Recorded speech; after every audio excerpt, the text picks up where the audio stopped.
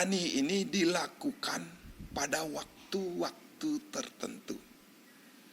Silih sinunggil ada satu, yaitu pada saat menjelang Hari Raya Nyepi. Karena perayaan Nyepi niki adalah perayaan Tahun Baru Saka kita di Bali. Jadi sebelum Hari Raya Nyepi ini adalah merayakan atau menyambut Tahun Baru Saka, yaitu datangnya setahun sekali. Di saat inilah desa-desa tertentu akan melakukan meprani tersebut sebagai wujud rasa syukurnya atas berkah yang telah diberikan oleh Ida Sang Hyang Widiwasa. Dan selama setahun ini sudah bisa melewati tahun tersebut. Jadi selama setahun ini sudah banyak berkah yang didapatkan, maka begitu akan menyambut tahun baru, menghaturkan prani sebagai wujud bakti dan rasa syukurnya. Itu sebabnya kenapa orang meprani di saat menyambut tahun baru ini. Yang kedua, biasanya orang meprani punika di saat piodalan. Di hari piodalan, sebelum melaksanakan piodalan, pada pagi harinya diawali dengan meprani. Kenapa mepraninya pada saat piodalan? Jadi meprani ini adalah wujud dari rasa syukur.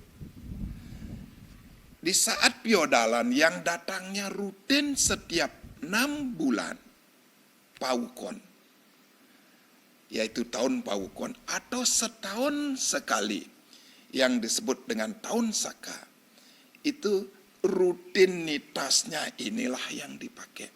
Sehingga dengan meprani secara rutin ini, Nika mengingatkan kita agar kita selalu bersyukur dengan rahmat Tuhan yang Maha Esa puniki.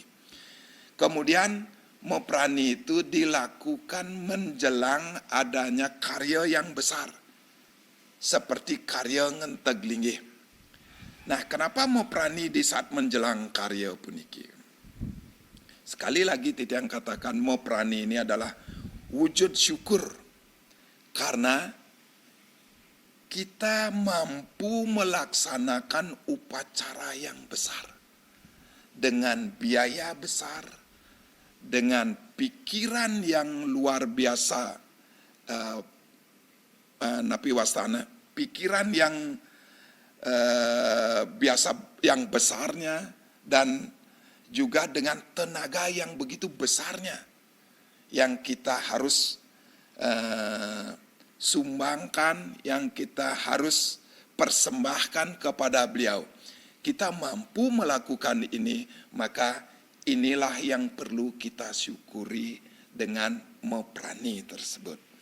Prosesi daripada meprani tersebut, yaitu masing-masing anggota Banjar atau masing-masing pangempon pura yang akan melakukan meprani tersebut pasti akan membawa banten prani ke pura utawi ke Banjar, di mana tempat upacara meprani tersebut.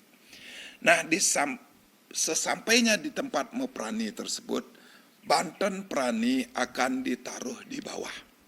Kalau di pura biasanya di natar pura atau di halaman jabo tengah dari pura tersebut. Dan begitu juga di Banjar.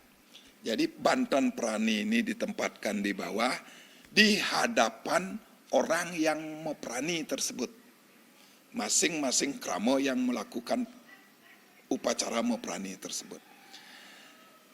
Upacara meprani ini dipimpin oleh seorang pemangku.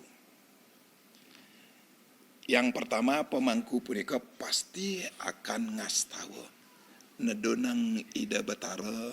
Setelah Ida Betara tedon, maka mulailah banten prani ini diayab secara bersama-sama. Di daerah tertentu, itu Moprani ini ada dilengkapi dengan caru eko sate, yaitu untuk penyucian Buana Agung ini, yaitu diawali dengan ngayabin caru eko sate.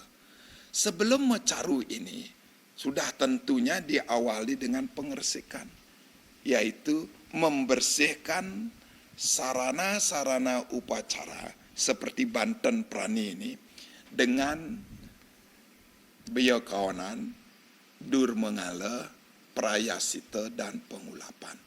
Setelah semuanya itu diperciki tirta itu, maka dilanjutkan dengan mencaru, yang tujuannya adalah nyomyo buta sehingga alam ini tetap lestari. Setelah melakukan pecaruan ini, barulah Pinandito utawi pemangku yang mimpin Moprani tersebut nedunang Ida Betara.